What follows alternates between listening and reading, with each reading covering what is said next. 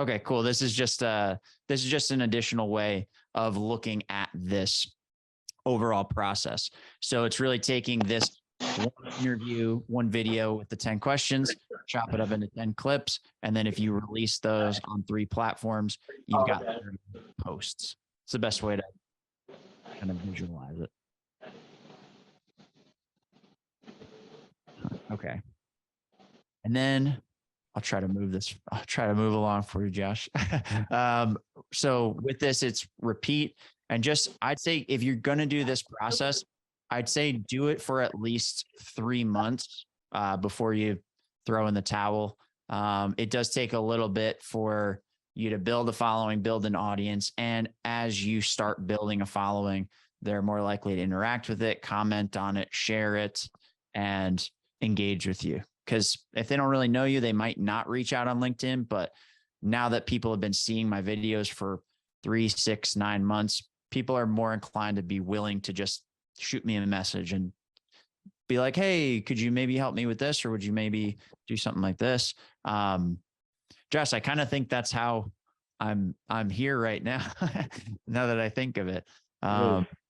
So yeah, it's just interesting the kind of things that happen when you put these out. So just so you kind of have an idea of the benefits, you probably know this, but people now tell me they see me everywhere, which is maybe unfortunate for them, but I don't mind, I guess. It does turn your cold calls to become much warmer, so people know who you are. It's weird how industry experts start following you and want to be part of your content, but it happens. And it does take care of your marketing content. So where I was running around kind of like a chicken with my head cut off before this, I can now walk into the office and not worried that I have to make another video today. And also one thing I'm hearing from our previous customers is that job candidates are now checking out people more than ever on social media before they go into the interview. And so it's given them like a good sense of who this owner of this company is before they even go into the interview. Yeah, I have a buddy of mine that I go to the gym with who listened to an interview I did with a business owner and then just went and interviewed with his company because that guy had an open position. He's a nurse, so he has this technical skill and it was able to come together through it. So very interesting. And then just to avoid the pitfalls, this is one thing I'll say too, and then I'll try to shut up here.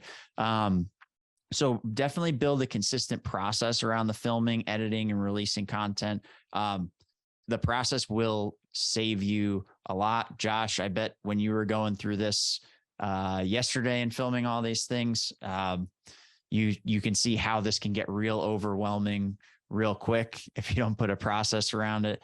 And so make sure that you either build that process so you have the time, or if you're like a business owner, if you have somebody that works for you, like to put those people in place to support this, keep you moving, keep you consistent, and then take the editing piece, all that stuff off your plate to keep your time commitment to a minimum. Again, commit at least 3 months. 6 months is ideal, but I know it seems overwhelming. So at least commit to 3 months. And then, like we said before the presentation, actually post the videos. You'd be surprised how many people don't. But yeah, I think this is it. Yeah, cool. So I just wanted to leave this here. So it's up and you can kind of get the full cycle. Yeah, so I'll stop talking now. What questions do you guys have? Chris, this was awesome, man. Definitely. So you were talking about like splitting up the different content into different forms and videos and things like that. I've just started using video.ai, which it actually took an entire podcast of mine or webinar and truncated it via AI into the most important pieces and into Reels, LinkedIn, all of that. Like, are there other tools that you recommend like that can kind of take your one giant piece of content and put it into the different outlets? Because otherwise, the biggest part of my issue has always been editing. I can't sit down and take 5 hours to edit my videos being a one-man marketing team. Yep. Yeah, I would say use tools like that where you can. And I think that they're just going to keep getting better. Um, I've tried one other one, and it's like amazing that it can even do this thing. It wasn't really Mhm. pulling it out the way that we were hoping for to have the kind of impact that we were hoping for. Um, but I think as these things get better, you can at least throw it in there and see if it gives you back good stuff. I mean, at the very least, you spend 30 minutes looking through stuff that's not quite perfect, but you might also get like 15 videos out of that this AI just pulls out. And you're like, dude, this is 80, 90% good enough. Screw it. I'm going to, you That's know, where I was. I'm like, you know what? And it's free. Like it gives you a certain amount for free. So I was like, why not give this a shot? It pulled out some decent stuff. I will say that I will like when I do webinars now, I'm going to go into single view instead of a tri-camera view because there's three of us in an interview, and when it pulls it out, it looks so funky because there's three of us in this little tiny trying to fit into a reel or trying to fit into TikTok. So yeah, yeah. definitely got to live and learn. Yeah, I'd say use tools like that. Descript is nice because that does let you just upload the file to it, and then you can edit by text. So it creates a transcript in there, and then if there's like whole chunks that you don't want in there, you just highlight that paragraph and delete it, and that edits the video too. So you can really get the thing that you're looking for through there, to be pretty specific, and you don't have to spend too much time like editing the videos, getting into all like the video editing software. It does simplify it a lot too. Does Descript smooth the transition so that if it were truncated, that it wouldn't just be like a stop and then go? Does they smooth out that conversation process? Like you can take your ums, your outs, your uhs, all that fun stuff out.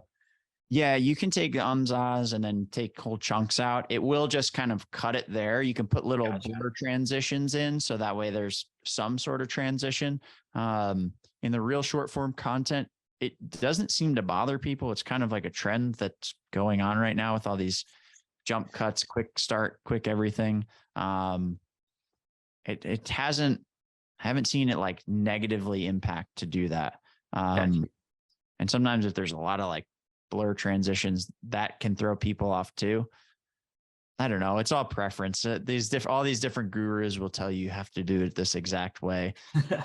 But I see people with hundreds of thousands of followers and views that are doing it all different ways. So it's primarily just find the process that works for you, find what you like, but just make sure you're delivering a solid message in those, and it's not all fluff and kind of Yeah. BS. And that seems to solve 80% of the problems. But yeah, like, all right, so I'm rambling now. Does that answer your question? Yeah, yeah.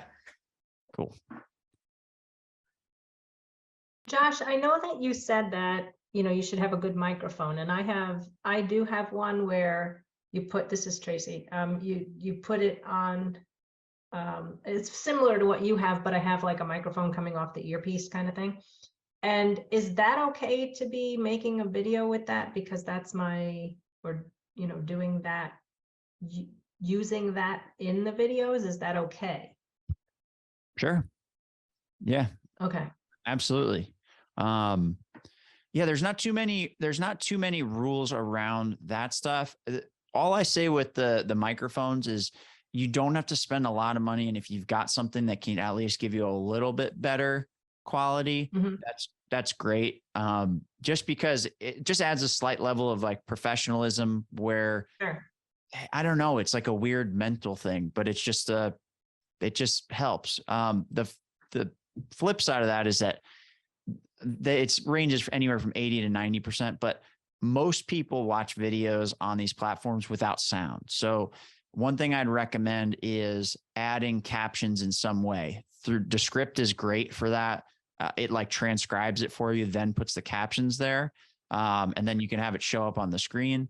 And then that app called Captions that's right on your phone, that will put the captions there as well. But I definitely recommend putting the captions on these marketing videos just because if 80% of people are not watching with sound, you're almost automatically missing the chance to connect with 80% of people that come across you. Sure. I'm one of those people, by the way. Yeah. All right. So, you know, I don't know why. I'd just rather read it. I have no idea why. well, it's Visual, I guess. it can be something like private, or plus you never know what the hell is going to come up when you're scrolling through this stuff. I mean, if you're at work or you're in a public place and then there's some crazy sound, then you got to go, well, I know it's this thing. So it's easier to take it out of the mix. Thank you. Cool. What other questions you guys got?